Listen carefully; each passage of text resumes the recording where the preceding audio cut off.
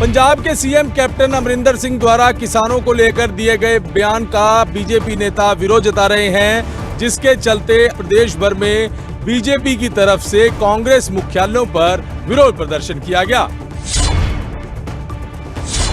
Captain Amarinder Singh के बयान पर सियासत लगातार गर्माती जा रही है। इसको लेकर हरियाणा में बीजेपी कांग्रेस पर हमलावर है। शनिवार को हरियाणा में बीजेपी कार्यकर्ताओं ने सभी कांग्रेस मुख्यालयों पर सांकेतिक धरना दिया। वहीं अम्बाला में कानून व्यवस्था के मद्देनजर कांग्रेस भवन के बाहर सीआरपीएफ और पुलिस की टुकड़ियां भी तैनात कर दी गई। वहीं दूसरी तरफ जींद में बीजेपी और कांग्रेस कार्यकर्ता आमने सामने नजर आए। भारी संख्या में पैरामिलिट्री फोर्स और पुलिस बल तैनात किया गया। धर्मनगरी कुरुक्षेत्र में भी बीजेपी कार्यकर्ताओं ने कांग्रेस मुख्यालयों पर धरना दिया। वहीं दूसरी तरफ सामने कांग्रेस कार्यकर्ताओं ने बीजेपी का विरोध किया। हम लोग धरने के लिए इसलिए बैठे हैं क्योंकि कैप्टन अमरिंदर सिंह जो मुख्यमंत्री पंजाब है, उन्होंने सरेआम पंजाब के अंदर कहा है, अपने जो जत्थेबंदियां वहाँ पर आंदोलन कर रही हैं, उन्होंने कहा यहाँ मत करो, इस पंजाब की अर्थव्यवस्था मत खराब करनी है तो आप धरना प्रदर्शन कर रहे हैं तो हरियाणा में जाइए, दिल्ली में जाइए। इसलिए हरियाणा का जो भारतीय जनता पार्टी का कार्यकर्ता है, हमारे प्रदेश के अध्यक्ष चौधरी ओम प्रकाश धनखड़ जी ने कहा, इस हरियाणा प्रदेश के अंदर जहाँ भी कांग्रेस के जो कार्यालय हैं उनके सामने जा करके धरने देने हैं और उनसे पूछना है, ये कांग्रेस के नेता हुड्डा, सैलजा, किरण चौधरी, रणदीप सुरजेवाला, ये कुछ तो मुंह खोलें, कुछ तो बोलें, क्या हरियाणा की कांग्रेस कैप्टन अमरिंदर सिंह के साथ है या हरियाणा के 3 करोड़ जनता के साथ है। हिसार में भी कैप्टन अमरिंदर सिंह के बयान को लेकर बीजेपी कार्यकर्ताओं ने कांग्रेस जिला मुख्यालय के बाहर धरना दिया। इसके बाद कांग्रेस की तरफ से भी बीजेपी के खिलाफ नारेबाजी की। वहीं दूसरी तरफ कांग्रेस नेता अशोक अरोड़ा ने कहा कि आज भाजपा डर में है क्योंकि कांग्रेस का वर्चस्व बढ़ता जा रहा है और आज किसी भी सूरत में गुंडागर्दी नहीं होने देंगे। अगर कोई मांग है तो डीसी के पास जाएं, डीसी को ज्ञापन दे, प्रदर्शन करना है, बाजारों में प्रदर्शन करें। कभी किसी पार्टी के कार्यालय के आगे, दफ्तर के आगे कोई इस तरह के प्रदर्शन थोड़ी होते हैं, परंतु इनका मतलब यह है कि किस प्रकार लोगों का ध्यान बांटा जाए। आज हमारे कांग्रेस के कार्यकर्ताओं ने प्रशासन को स्पष्ट कह दिया कि ये प्रदर्शन करें, हमें कोई इतराज नहीं, ये धरना दें डीसी कार्यालय के आगे, हमें कोई इतराज नहीं, परंतु कांग्रेस मुख्यालय के आगे ये प्रदर्शन करेंगे तो हम इसका विरोध करेंगे। किसानों के मुद्दे को लेकर इस वक्त सियासत खूब हो रही है, फुल गरमाई हुई। हर पार्टी खुद को किसानों का हितैषी बता रही है। तो वहीं पंजाब के मुख्यमंत्री के बयान को लेकर बीजेपी भी इस वक्त गुस्से में है। बीजेपी का कहना है कि हरियाणा कांग्रेस ये तय करे कि वो कैप्टन अमरिंदर के साथ है या फिर हरियाणा के साथ है। किसानों के मुद्दे को लेकर आजकल सियासत फुल गरमा रही है। हर कोई पार्टी अपने आप को किसान हितैषी होने का दावा कर रहा है। शुक्रवार को किसानों के समर्थन में शिरोमणि अकाली दल ने दिल्ली में विरोध प्रदर्शन किया, तो शनिवार को बीजेपी ने हरियाणा में सांकेतिक धरना दिया। भाजपा की तरफ से आज प्रदेश भर में कांग्रेस के मुख्यालयों पर विरोध प्रदर्शन किया जा रहा है। इस वक्त मैं सिरसा में हूं और सिरसा की तस्वीरें आपको दिखाऊं तो यहाँ पर तमाम बीजेपी के समर्थक, बीजेपी के कार्यकर्ता यहाँ पर पहुंचे और उनकी तरफ से विरोध किया जा रहा है। विरोध प्रदर्शन उनकी तरफ से किया जा रहा है और पुलिस के पुख्ता इंतजाम यहाँ पर है। आपको दूसरी तस्वीरें भी मैं दिखाऊंगा तो आप देखेंगे कि एक तरफ जहाँ पर बीजेपी कार्यकर्ता है तो वहीं दूसरी तरफ कांग्रेस समर्थक देखेंगे। यहाँ पर पुलिस की सीआरपीएफ की तैनाती की गई है। दूसरी तरफ तमाम कांग्रेसी कार्यकर्ता, कांग्रेसी नेता आपको दिख रहे हैं। एक तरफ बीजेपी की तरफ से प्रयास किया जा रहा है कि वहां पर विरोध प्रदर्शन करने जाया जाए, तो वहीं दूसरी तरफ कांग्रेस की तरफ से यह रणनीति बनाई गई है कि उनको रोका जाए। तो आप देखेंगे ये कांग्रेस भवन के बाहर की तस्वीरें हैं और हम बातचीत करने की कोशिश भी करेंगे। पहले बीजेपी नेताओं से बात करेंगे और उनसे जानेंगे और उसके बाद कांग्रेस नेताओं से बात करेंगे। हमारे साथ वरिष्ठ नेता जगदीश चोपड़ा है। चोपड़ा जी, आज प्रोटेस्ट किया जा रहा है, क्या वजह, किस लिए प्रोटेस्ट किया जा रहा है?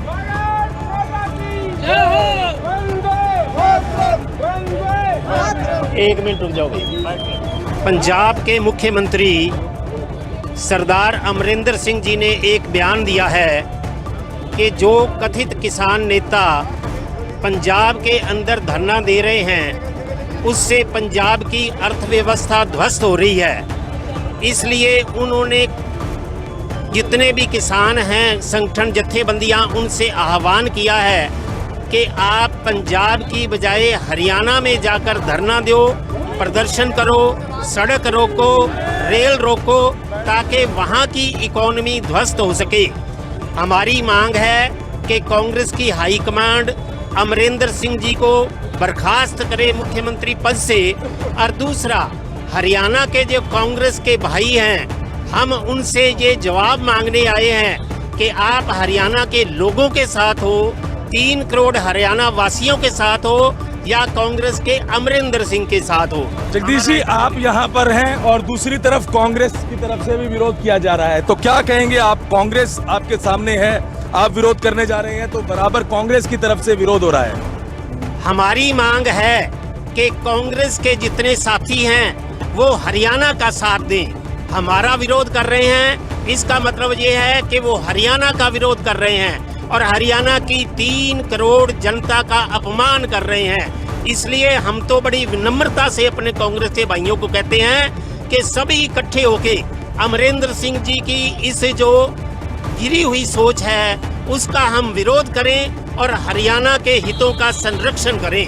हम इतना ही चाहते हैं। तो बिल्कुल देखेंगे, इस तरफ बीजेपी है और दूसरी तरफ जो है वो कांग्रेस है। यहाँ पर अलग अलग तरीके से विरोध प्रदर्शन हो रहे हैं। हम कोशिश करेंगे कांग्रेसी नेताओं से भी बातचीत करने की कोशिश करेंगे।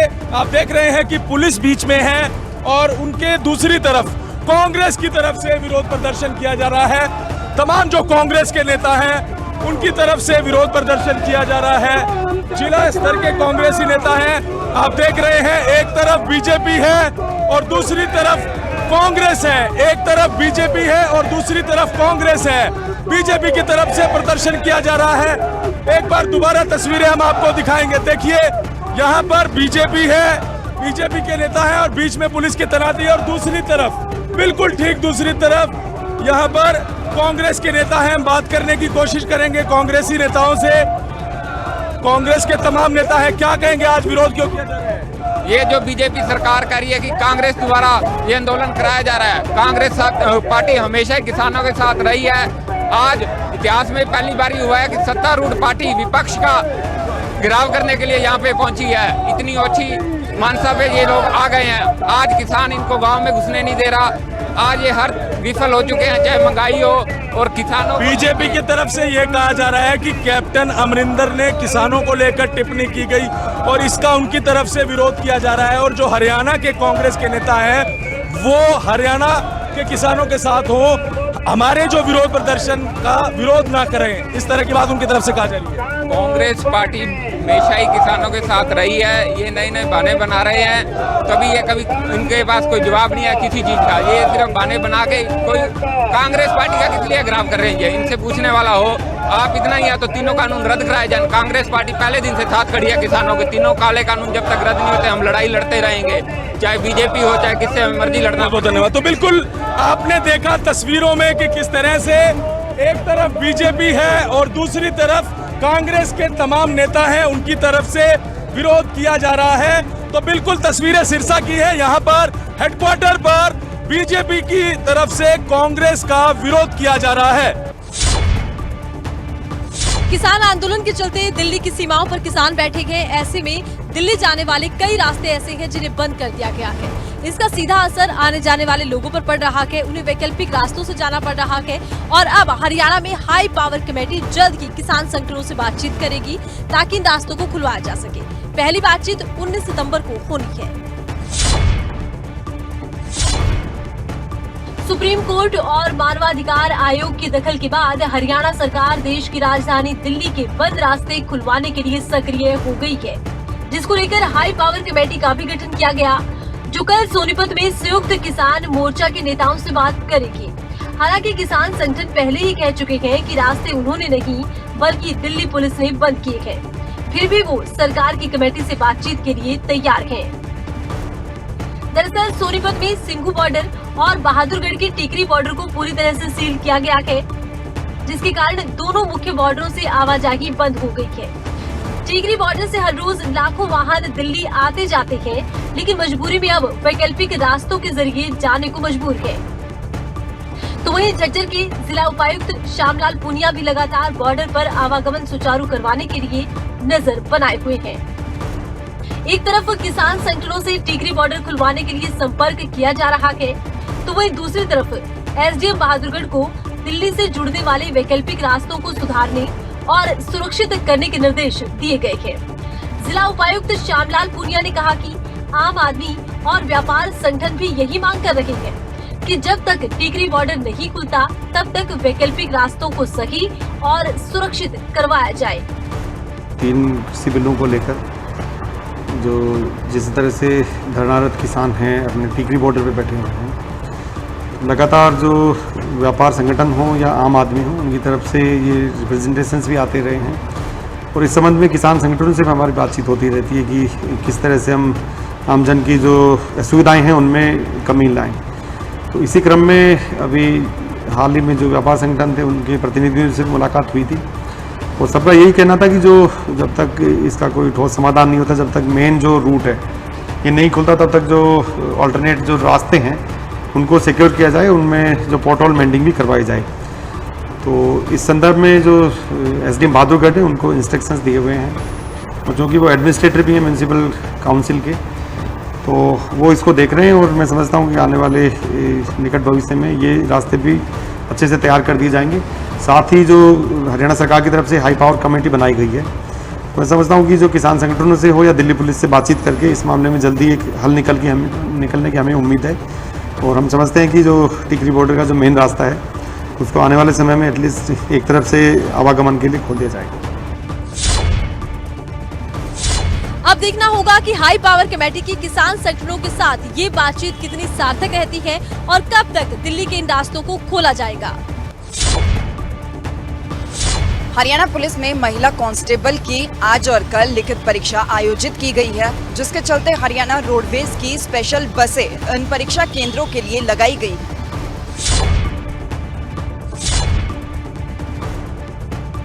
हरियाणा स्टाफ सिलेक्शन कमीशन की तरफ से आयोजित हरियाणा पुलिस महिला कांस्टेबल भर्ती परीक्षा आज और कल होगी, जिसको लेकर तैयारियां पूरी कर ली गई हैं। सुरक्षा व्यवस्था कड़ी कर दी गई है। आइए ग्राफिक्स के जरिए आपको बताते हैं कि क्या कुछ इंतजाम किए गए हैं। हरियाणा महिला पुलिस कांस्टेबल की परीक्षा को लेकर सुरक्षा के कड़े इंतजाम किए गए हैं। परीक्षा राज्य के 5 जिलों में आयोजित करवाई जा रही है। यमुनानगर, पंचकुला, अंबाला, कुरुक्षेत्र और करनाल में केंद्र बनाए गए हैं। पहली बार सब डिवीजन स्तर पर केंद्र बनाए गए हैं। कुल 1100 पदों के लिए 2,57,000 से अधिक आवेदन आए हैं। परीक्षा केंद्र के 200 मीटर के दायरे में धारा 144 लगाने के आदेश हैं। भारी वाहनों की एंट्री पर रोक लगाने के आदेश हैं। ये आदेश 18-19 सितंबर को शाम 5 बजे तक लागू रहेंगे। परीक्षा केंद्र के 200 मीटर के दायरे में मोबाइल, वाईफाई की अनुमति नहीं है। परीक्षा केंद्र के आसपास फोटोस्टेट की शॉप बंद रहेंगी। आज दोपहर 3 बजे से शाम 4:30 तक परीक्षा चलेगी। रविवार को 2 सत्रों में ये परीक्षा आयोजित होगी। पहला सत्र सुबह 10:30 से 12 बजे तक होगा। दूसरा सत्र दोपहर 3 बजे से शाम 4:30 बजे तक होगा। तो वहीं दादरी बस स्टैंड से 13 रोडवेज की स्पेशल बसें परीक्षा केंद्रों तक लगाई गई हैं। इसके लिए डिपो प्रबंधन की तरफ से विशेष रूप से उप निरीक्षक और निरीक्षकों की भी ड्यूटियां लगाई गई हैं। 19 सितंबर को होने वाली परीक्षा के लिए रोडवेज बसों की एडवांस बुकिंग की गई है। रोडवेज के यातायात प्रबंधक दीपक कुमार ने बताया कि परीक्षा के लिए रोडवेज विभाग की तरफ से पूरे इंतजामात किए गए हैं। वहीं जरूरत पड़ने पर अतिरिक्त बसों और स्टाफ की व्यवस्था भी की गई है। महिला सुरक्षा को ध्यान में रखते हुए रोडवेज विभाग की तरफ से पुख्ता प्रबंध करते हुए अतिरिक्त स्टाफ की भी ड्यूटियां लगाई गई हैं। पुलिस की जो महिला भर्ती के लिए HSCC ने एग्जाम सेंटर्स यमुनानगर, पंचकुला, अंबाला, कुरुक्षेत्र और करनाल 5 जगह निश्चित किए हैं। हरियाणा रोडवेज चरखी दादरी डिपो ने 5 जगह महिलाओं की सुरक्षा और सुविधा को देखते हुए, ताकि हमारे जो बच्चे या बच्चियां इस एग्ज़ाम में अपीयर होंगे उनकी सुविधा के लिए यमुनानगर के लिए 4, पंचकुला के लिए 2, अम्बाड़ा के लिए 3, कुरुक्षेत्र के लिए 2 और 2 करनाल के लिए स्पेशल बसें का संचालन करने के लिए अपने मातहत जो कर्मचारी और स्टाफ है उसको निर्देशित किया है। जीएम साहब की क्लियर इंस्ट्रक्शंस हैं, किसी भी कैंडिडेट को किसी भी प्रकार की असुविधा नहीं होगी। उनकी एडवांस में बुकिंग कर दी गई है। यहाँ पे 15 इंस्पेक्टर्स की ड्यूटी लगा दी गई है। स्पेयर हमारे पास हमारे जो डीआई हैं उन्होंने पेयर्स बोलते हैं इनको, ड्राइवर और कंडक्टर्स के 4 पेयर स्पेयर रखे हुए हैं। सभी बसों का इंस्पेक्शन वर्क्स मैनेजर की तरफ से व कर्मशाला की स्टाफ की तरफ से कर दिया गया है। कोई भी बस ब्रेक डाउन न हो रास्ते में लिए, इस चीज़ को भी सुनिश्चित किया गया है। तथा 19 तारीख को जो एग्ज़ाम होगा उसके लिए भी प्रिपरेशन जारी है, एडवांस बुकिंग जारी है। एट प्रेजेंट 15 बसेस का एडवांस बुकिंग 19 तारीख के लिए भी हो चुकी है। हरियाणा में पुलिस भर्ती की परीक्षा जब लीक हुई तो उसको लेकर प्रदेश भर में ये मुद्दा गर्मा गया। विपक्ष ने भी सरकार को तमाम सवालों को लेकर घेरा, जिसको लेकर अब इन परीक्षाओं को लेकर पुख्ता इंतजाम किए गए हैं। हर तरफ सुरक्षा के इंतजाम किए गए हैं। सोनीपत के निजी अस्पताल में गर्भवती महिला ने इलाज के दौरान दम तोड़ दिया, जिसके बाद परिजनों ने अस्पताल में जमकर हंगामा किया, जिसके बाद रोड जाम भी किया गया।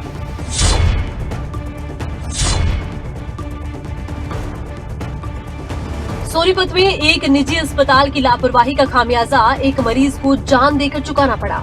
बता दें कि डिलीवरी के दौरान गर्भवती महिला ने दम तोड़ दिया। महिला की मौत के बाद परिजनों ने अस्पताल में जमकर बवाल काटा और फिर गांधी चौक से बस स्टैंड जाने वाले रोड को जाम कर दिया। जाम की सूचना मिलने पर पुलिस पहुंची और परिजनों को समझाकर रास्ता खुलवाया गया। मृतका के पति का क्या कुछ कहना है, सुनिए। मेरी मिसेज का इलाज चल रहा था यहाँ पे शुरू से, प्रेग्नेंट है। आज उनको डिलीवरी के लिए बुलाया था।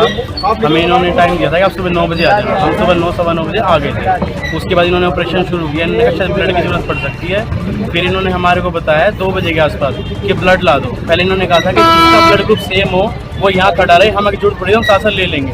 हम 3 जने टेस्ट करवा के यहाँ खड़े रहे। उसके बाद जब इनको जरूरत पड़ी इन्होंने हमारे को भेजा निदान में लिख के। हम वहाँ से 1 यूनिट ले आए। उन्होंने कहा और चाहिए। हम सिविल हॉस्पिटल गए लेने के लिए। इन्होंने हमारे को फार्म पूरा नहीं भर के दिया, जो सैंपल दिया वो गलत दिया। हमारे 3 चक्कर कटवा दिए। उसके बाद हमारे आने हम लेके आए जब ब्लड, कह रहे पेशेंट नहीं रहे। वहीं इस पूरे मामले में निजी अस्पताल के संचालक डॉक्टर अतुल ने बताया कि हमने महिला के परिजनों को पहले ही बता दिया था कि महिला की हालत नाजुक है और उन्हें समय समय पर सूचित भी किया गया। केस जो था ये कॉम्प्लिकेटेड केस था, जिसमें जो आगनाल थी वो बच्चेदानी के मुंह पे थी। इसको हम प्लेसेंटा प्रीविया कहते हैं। और इसमें जब भी ऑपरेशन होता है तो एक बहुत बड़ी कॉम्प्लिकेशन होती है जिसको हम पोस्टमार्टम हेमरेज कहते हैं। और वही इस केस में हुआ। ये पता नहीं होता किसमें होगा किसमें नहीं होगा। और जो ब्लीडिंग इतनी ज़्यादा हो गई लेडी की कि वो उससे उभर नहीं पाई। इस पूरे मामले में डीएसपी हंसराज ने बताया कि अस्पताल में महिला की डिलीवरी के दौरान मौत हो गई थी। परिजन डॉक्टरों पर लापरवाही के आरोप लगा रहे हैं। हमने परिजनों की शिकायत पर मामला दर्ज कर जांच शुरू कर दी है। मामला ये प्रिंस है, उनकी पत्नी का नाम दीपाली है, एज 36 साल।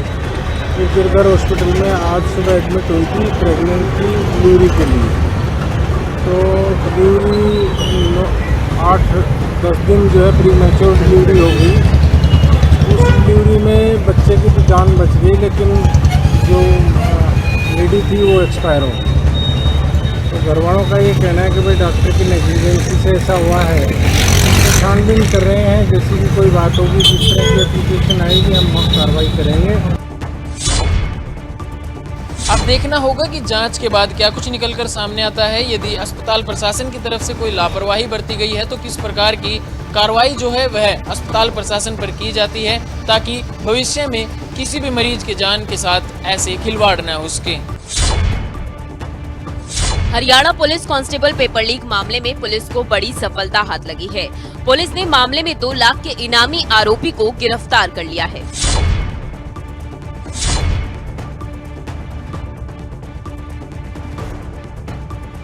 Haryana police constable paper leak मामले में कैथल CIA 2 पुलिस ने 2 लाख रुपए के इनामी अपराधी को दिल्ली से गिरफ्तार कर लिया है। पुलिस अधीक्षक लोकेंद्र सिंह ने जानकारी देते हुए बताया कि CIA 2 प्रभारी इंस्पेक्टर सोमवीर सिंह की टीम द्वारा एक गुप्त सूचना मिलने के बाद सिपाही पेपर लीक मामले की अहम कड़ी और 2 लाख रुपए के इनामी आरोपी मोहम्मद अफजलदार को दिल्ली एयरपोर्ट के पास से गिरफ्तार कर लिया गया है। चलिए आपको ग्राफिक्स के जरिए बताते हैं कि किस तरह से पेपर लीक मामले के तार जुड़े। 2 अगस्त को आरोपी ने प्रश्न पत्र और आंसर की हार्ड कॉपी निकाली। आरोपी ने पेपर्स को 6 लाख रुपए में बेचा। 3 अगस्त को मुजफ्फर अहमद को प्रश्न पत्र और आंसर की बेची। 5 अगस्त को एजाज अमीन ने अफजल अहमद को पेपर्स दिए। एजाज और अफजल के बीच 60 लाख रुपए में सौदा तय हुआ। 60 लाख में मुजफ्फर और एजाज का बराबर का हिस्सा था। नजीर ने अफजल की मुलाकात आरोपी राजकुमार से करवाई। 5 अगस्त को 1 करोड़ में पेपर्स का सौदा हुआ। अफजल ने दिल्ली एयरपोर्ट पर पेपर्स राजकुमार को दिए। राजकुमार ने पेपर्स अपने दोस्त वेद प्रकाश को 1 करोड़ रुपए में बेचे। 6 अगस्त को राजकुमार ने पेपर्स नरेंद्र को भी बेचे। SP लोकेंद्र सिंह ने जानकारी देते हुए बताया कि मामले में 2-3 आरोपियों की गिरफ्तारी होनी बाकी है, जिनको पकड़ने के लिए पुलिस लगातार कोशिश कर रही है। पेपर लीक मामला है, उसमें हमारे 2 लाख का जो एक मुख्य आरोपी था अफजल, जम्मू कश्मीर से, उसको CIA 2 ने गिरफ्तार किया है उस सूचना के आधार पर दिल्ली से, और उसको पुलिस लेकर आई है। आज उसको अदालत में पेश किया जाएगा। जो पेपर लीक का मामला है उसमें कुल मिलाकर अभी तक 40 आरोपी गिरफ्तार हो चुके हैं, और जिसमें 11 आरोपियों पे इनाम पुलिस ने करवाया था।